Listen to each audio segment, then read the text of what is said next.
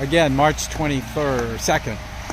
And here they are. You can see how they pour in the concrete. This is the deck they're doing right now. Very exciting. We're going to have the deck and the entire house completed today. And it's only like 9:30, 9:40. So they'll be done by probably 11 o'clock.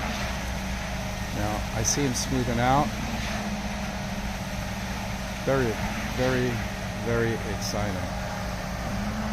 You can see the boom.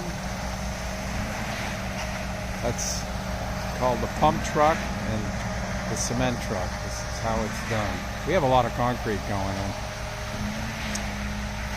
All right, I'm going to ask how quickly we can walk on it. We're reading 24 to 48 hours. So Val and I will start having cocktails on our deck next week. Anyway, later.